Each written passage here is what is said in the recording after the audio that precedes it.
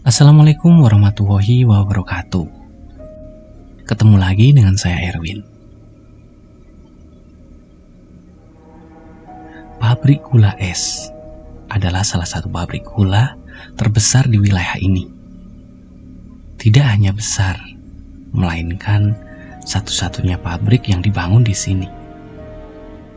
Berdirinya pabrik gula ini sendiri jauh sebelum aku lahir di dunia ini. Besar, megah, dan luas adalah hal yang membuatnya dikenal luas. Namun jauh dari kalimat itu, ada dunia yang tidak bisa dilihat oleh mata telanjang. Sesuatu yang akan membuat orang lain ngeri bila apa yang ada di balik nama besar pabrik itu adalah Kerajaan Demit. Sebelum lanjut ke ceritanya, tidak lupa aku ingatkan untuk klik tombol subscribe di bawah agar tidak ketinggalan cerita-cerita seru lainnya dari channel Dongeng Sebelum Tidur. Yuk gak usah lama-lama, cari posisi yang nyaman, rebahkan badan, selamat mendengarkan.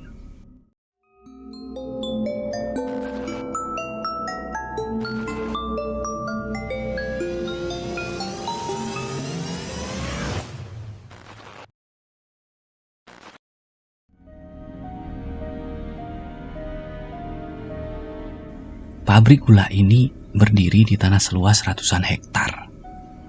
Aku gak tahu seberapa luas itu. Tapi bila dibandingkan dengan desa aku, bisa ratusan kali luas desa aku. Padahal desa aku dibagi menjadi 12 RT. So, bisa kalian bayangkan sendiri berapa luasnya. Dan itu pun tidak termasuk dengan kebun tebunya. Sebegitu luas pabrik ini sampai-sampai dibuat 4 zona untuk menggambarkan keseluruhan pabrik ini. 4 zona itu disebut dengan zona timur, barat, selatan, dan utara. Aku bakal ulas perlahan-lahan ya, karena apa yang akan aku ceritakan membutuhkan detail agar kalian bisa membayangkan berdiri di sini. Terlepas dari betapa luas dan besarnya pabrik ini, batas yang paling mencolok adalah pabrik ini dihapit oleh 2 desa. Sebut saja desa A dan desa B. Desa aku adalah desa A. Kenapa aku mengatakan ini? Karena semua ini nanti berhubungan satu sama lain. Pagi itu udara sangat dingin. Aku baru saja selesai habis salat subuh di surah dekat rumah aku. Setelah sholat, biasanya anak-anak akan ngumpul di depan surah. Mumpung minggu, ayo jalan-jalan yuk, kata teman aku Jamal. Semua teman-teman aku setuju. Aku langsung tanya, jalan-jalan kemana? Gimana kalau ke dalam pabrik? Kali aja nemu bola tenis. Ada hal yang selalu aku lakukan bareng anak-anak desa, yaitu masuk ke dalam pabrik gula di samping desa. Alasannya, di sana banyak hal yang aku dan teman-teman aku suka. Salah satunya bola tenis. Jadi setiap Sabtu sore, para petinggi pabrik gula akan bermain di lapangan tenis di dalam pabrik. Salah satu banyak fasilitas untuk pekerja yang suka dengan olahraga tenis. Dan biasanya banyak bola tenis yang keluar lapangan dan menghilang di rumputan liar yang tumbuh di samping lapangan. Bola itulah yang nanti kita pungut buat dibawa pulang. Kenapa harus bola tenis? Bola tenis selain mahal, bisa dipakai untuk berbagai permainan tradisional. Sehingga di mata aku dan teman-teman yang lain, bola itu sama berharganya dengan mainan grade mahal. Selain bola tenis, alasan kami masuk ke dalam pabrik adalah karena suasananya sejuk. Di dalam lahan yang sebegitu luasnya, banyak pohon tua dan besar, sehingga meski siang hari, cahaya matahari tidak bisa menembus, menciptakan suasana damai dan sejuk. Lalu apalagi ya? Oh iya, pohon juwet, mangga, jambu yang sama sekali tidak pernah dipanen. Dibiarkan buahnya masak secara alami. Karena gak ada orang yang tertarik dengan buah itu selain kami. Iya, kami, anak-anak desa. Berangkatlah kami menuju pabrik gula. Jalur yang bisa kami lalui adalah jalur timur. Namun kami terhenti ketika sampai di jalur timur. "Loh, kok tutup?" kata Andi. Aku baru ingat, hari Minggu gerbang timur ditutup. Karena hari Minggu adalah waktu jemaat gereja untuk berkumpul. Gerbang timur identik dengan pagar besi tinggi. Di sampingnya ada gereja. Gereja Jawi Wetan. Itu yang aku ingat. Gerejanya tidak kalah tua sama pabrik. Sudah berdiri sebelum aku dilahirkan. Namun konon gereja ini terkenal angker. Tapi sabar ya, nanti ada waktunya buat bahas gereja ini. Aku dan yang lain kebingungan. Kayaknya bakal batal masuk ke pabrik deh. Sampai si Udin nyeletuk. Gimana kalau lewat perumahan Belanda? Aku terdiam sebentar. Mendengar perumahan Belanda membuat aku bergidik ngeri. Karena jauh di jalur utara memang ada gerbang tua. Gerbang itu sudah lama ditinggalkan. Di sebelahnya ada tanah luas berpagar. Di sana berjejer rumah besar nan megah. Ada sekitar 6-7 rumah dengan gaya arsitek yang sama. Arsitek khas zaman Belanda.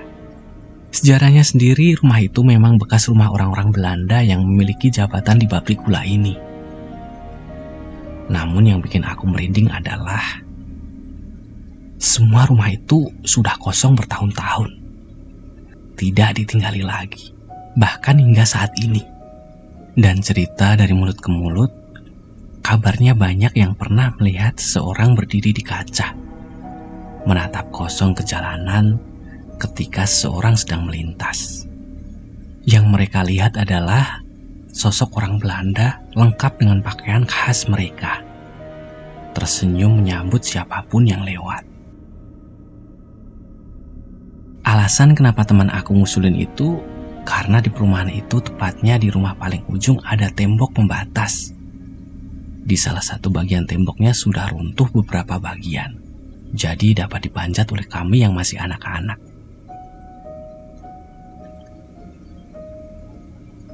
Kami pun menuju jalur utara. Jalan kaki menyusuri jalanan dan sampailah kita di sana.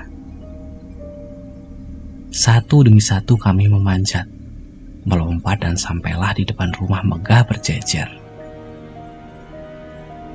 Hal yang paling mengganggu dari rumah ini adalah gaya desainnya rumah ini yang hampir sama semua. Dan yang paling mencolok, ada kaca hitam di samping pintu. Setiap melewati rumah itu, aku berusaha untuk tidak melihat ke dalam kaca itu. Karena setiap aku melihat kaca itu, aku terbayang wajah-wajah Belanda yang sering aku bayangin karena cerita-cerita yang tersebar. Namun, aku selalu gagal. Entah kenapa bulu kuduk selalu merinding setiap aku melihat kaca itu.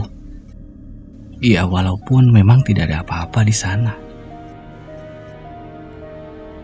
Teman-teman aku yang lain nampak biasa aja, berjalan tanpa beban. Sedangkan aku gak tahu kenapa aku was-was. Perasaan tidak enak ketika melewati rumah itu selalu muncul tiba-tiba. Seolah-olah aku sudah ditunggu oleh mereka. Mereka yang menghuni perumahan Londo ini.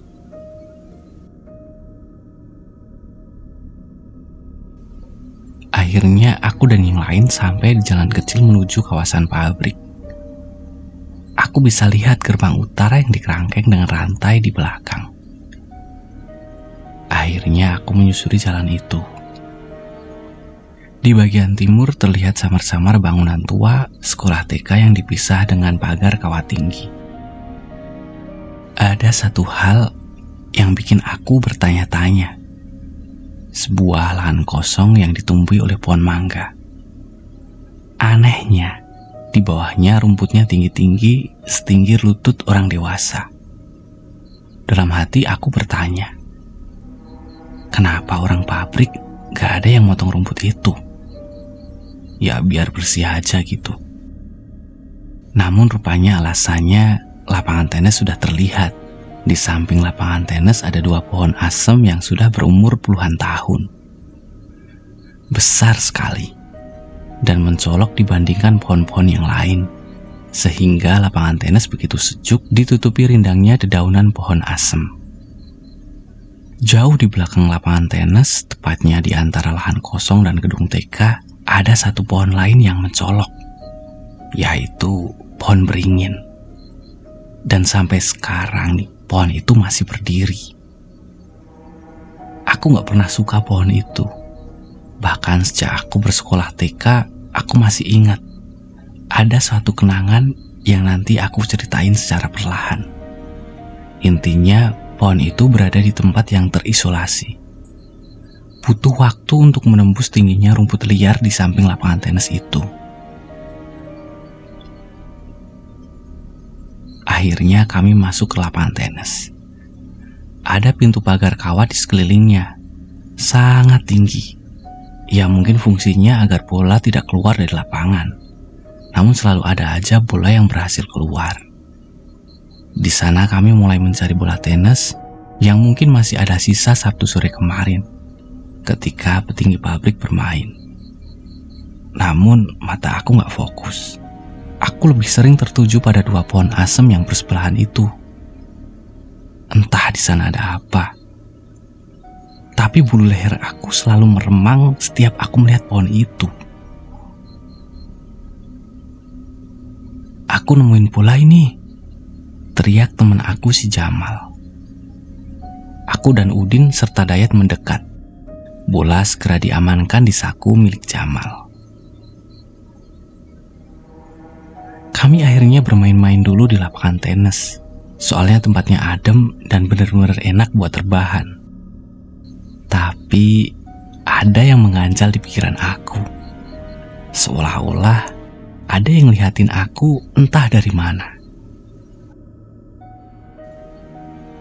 Lalu kemudian Dayat usul, mumpung di sini nyari jambu yuk. Sudah matang kayaknya. Bicara tentang jambu, ada satu tempat di mana kami bisa menemukan banyak pohon jambu biji. Jawabannya adalah rumah dinas supervisor. Akhirnya kami pergi ke barat. Di samping kiri kami bisa melihat berjajar rumah besar. Tidak sebesar perumahan Londo. Namun rumah di sini cukup besar. Karena rumah ini dikhususkan untuk para supervisor pabrik ini. Dan sayangnya nih, setahu aku hanya ada 2 atau 3 rumah yang dihuni. Sisanya dibiarkan kosong tak berpenghuni. Alasannya sih karena ada cerita yang sangat mengerikan yang pernah aku dengar dari seseorang di tempat ini. Kisah itu adalah didatangi pasukan pocong. Awalnya cerita ini aku dengar dari Mas Hendra. Mas Hendra ini dari luar kota. Beliau dapat kerja di pabrik ini lewat pamannya, Om Ardi yang kebetulan menjabat sebagai supervisor. Selama bekerja di pabrik ini, Om Ardi dapat rumah dinas. Dan diajaklah Mas Hendra menginap. Mas Hendra sih nurut aja. Karena memang beliau waktu itu masih muda, belum kepikiran ngekos apalagi punya rumah. Singkatnya di suatu malam, Om Ardi pamit, katanya beliau sudah urus cuti dan rencana mau pulang kampung. Dan disinilah Mas Hendra akan tinggal sendirian di rumah itu. Mas Hendra yang tidak tahu apa-apa dan baru mengenal lingkungan ini, jawabnya sih iya-iya aja. Toh rumahnya besar dan nyaman. Sebelum Om Ardi pergi, beliau berpesan, kalau kamu dengar suara apa aja, jangan keluar, ditinggal tidur saja ya. Mas Hendra cuma manggut-manggut. Beliau tidak bertanya lebih rinci. Mungkin hanya pesan biasa aja, pikirnya. Namun rupanya itu bukan sekedar pesan biasa, melainkan sebuah peringatan. Malam semakin larut. Mas Hendra duduk di teras menikmati semilir angin malam. Berkawan dengan segelas kopi dan rokok, beliau memandang ke kanan kiri. Namun sepi. Om Ardi sering bilang samping kiri kanan rumahnya ada penghuninya. Tapi Mas Hendra tak pernah berjumpa sama sekali. Mungkin sudah tidur, pikir Mas Hendra. Semakin larut, suara hewan malam terdengar semakin riuh. Mas Hendra bersiap masuk ke rumah. Namun beliau dikejutkan oleh suara asing yang tiba-tiba melintas. Itu adalah suara ringkikan kuda. Mas Hendra kaget. Bagaimana bisa ada suara kuda di tempat seperti ini? Namun rupanya suara itu tidak hanya sekali. Jadi beliau mengambil senter dan jaket mencari di mana sumber suara itu. Tanpa Mas Hendra sadari, beliau meninggalkan rumah dinas, melangkah melewati jalanan yang sepi. Penerangan di kawasan pabrik memang tidak terlalu bagus. Berbekal cahaya bulan, Mas Hendra menyusuri jalan. Ia bergerak menuju lapangan tenis, namun suara itu semakin jauh. Rasa penasaran pun memenuhi isi kepalanya. Mas Hendra tidak kepikiran apapun. Lebih tepatnya belum curiga. Rupanya tanpa Mas Hendra sadari, beliau sudah memasuki perumahan Londo. Kali ini suara itu sudah lenyap, dan Mas Hendra seolah baru sadar dia sudah berjalan sejauh ini. Berniat ingin kembali, Mas Hendra mencium aroma yang sangat wangi. Dihirupnya aroma itu, semakin lama semakin menyengat.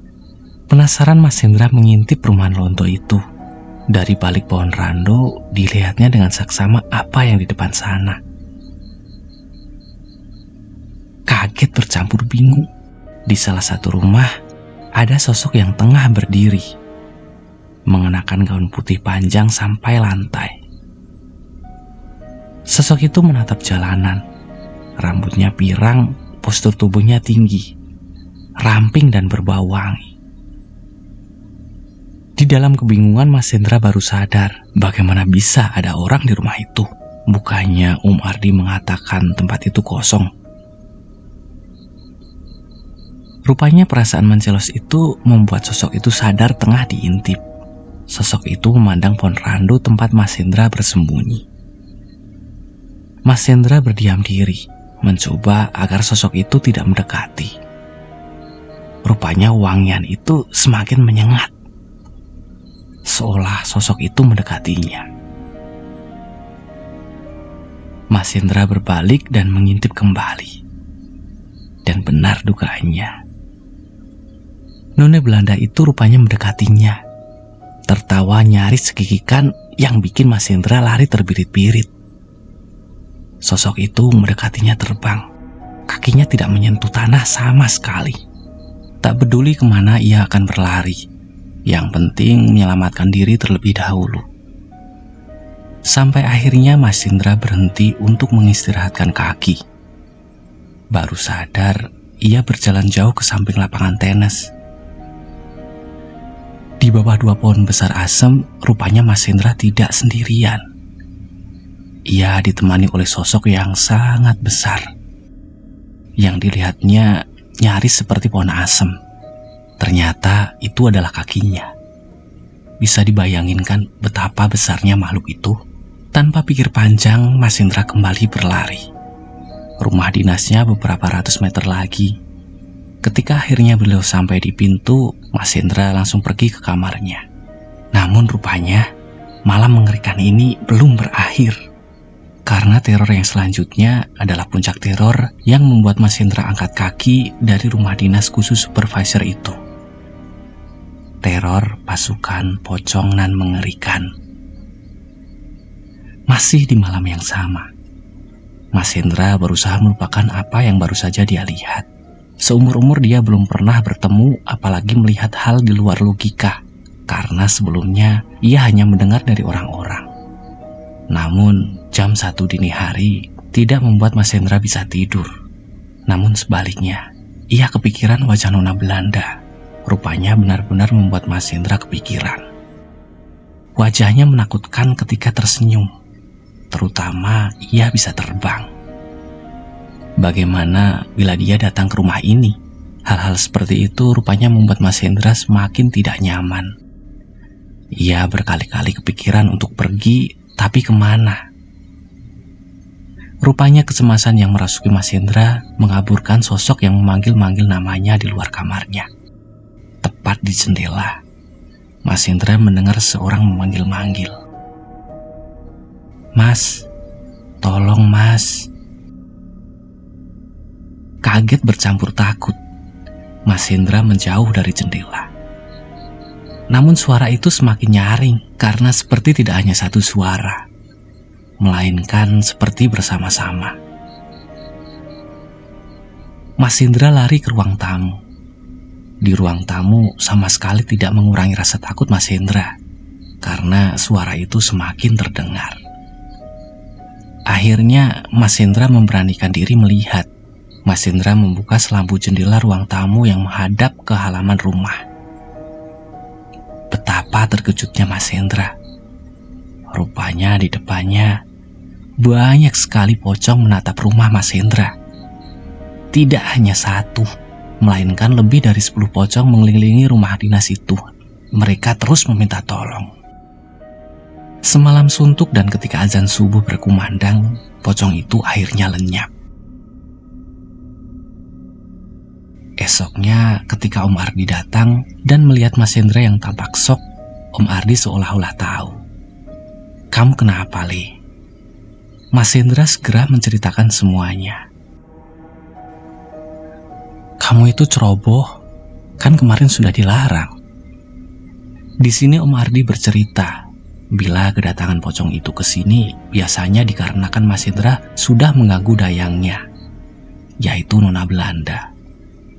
Ada ketertarikan apa, Mas Hendra tidak mengerti. Namun rupanya ada kasta di dalam pabrik ini, sehingga bila melihat penghuni satu biasanya akan mendatangkan penghuni lain. Dan bisa dibilang pasukan pocong itu merupakan kasta terbawah dibandingkan Nona Belanda.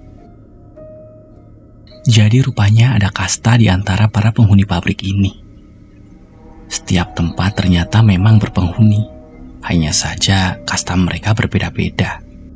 Ada yang paling kuat hingga yang paling lemah. Ada yang paling ganas, namun ada juga yang sekedar usil menampakkan diri. Lalu di mana yang paling kuat? Jawabannya ada di lahan kosong di samping gerbang tak terpakai di utara. Tempat di mana rumputnya tak pernah dipotong. Namun ceritanya aku lanjutkan di video selanjutnya saja ya, biar gak terlalu panjang, karena cerita ini akan sangat panjang sekali. Oke, terima kasih yang udah mendengarkan sampai cerita ini selesai. Saya Erwin, sampai ketemu di cerita selanjutnya. Jangan lupa subscribe ya. Terima kasih.